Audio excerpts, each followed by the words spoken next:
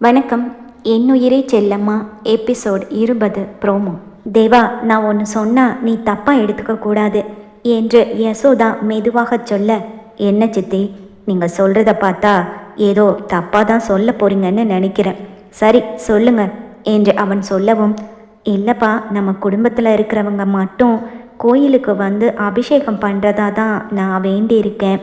யசோதா மெதுவாய் சொல்ல, தேவா அவளை புரியாமல் பார்த்தான். ரதிக்கு விஷயம் புரிந்துவிட்டது. சரி, அதுக்கு என்ன இப்போ? நம்ம குடும்பத்தில் இருக்கிற எல்லாரும் தானே கோயிலுக்கு கிளம்பிட்டு இருக்கோம் என்று தேவா சொல்ல, இல்லைப்பா, நம்ம குடும்பம்னா அது வந்து என்று யசோதா பயந்து பயந்து சொல்ல, நான் ரூமுக்கு போகிறேன், நீங்கள் போயிட்டு வாங்க என்று சொல்லிவிட்டு ரதி திரும்ப அவள் கையை பிடித்து நிறுத்தினான் தேவா. நீயும் கோயிலுக்கு வர, அவன் அதிகார தோரணையில் சொல்ல ரதி அப்படியே நின்று விட்டாள்.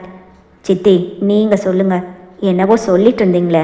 தேவா புரிந்தும் புரியாதது போல கேட்க யசோதாவின் பயம் இன்னும் அதிகமாகி போனது. தேவா, அது வந்து என்னன்னா, கோயிலுக்கு ராஜன் பொண்ணு வேண்டாமே. எப்படியோ தைரியத்தை வரவழைத்து கொண்டு சொல்லிவிட்டாள் யசோதா.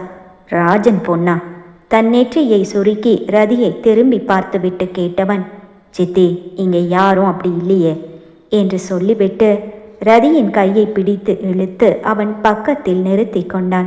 சித்தி, இங்கே நீங்கள், தாரா, நான், அப்புறம் என் பொண்டாட்டி, 4 பேரும் தான் இருக்கோம், புரிஞ்சுதா? கூறிய விழிகளுடன் அவன் யசோதாவை பார்த்து சொல்ல, அவளோ புரிந்தது என்பது போல தலையசைத்து நிற்க தேவா தொடர்ந்தான். இவளுக்கு அவ பிறந்த வீட்டோட எந்த சம்பந்தமும் இல்லை. இப்போ அவளும் நம்ம குடும்பத்தில் ஒருத்தி. அவள் கழுத்தில் நான் கட்டின தாலி இருக்கு, மறந்துருக்க மாட்டீங்கன்னு நினைக்கிறேன். இப்போ இவ ராஜன் பொண்ணு இல்லை, என் பொண்டாட்டி.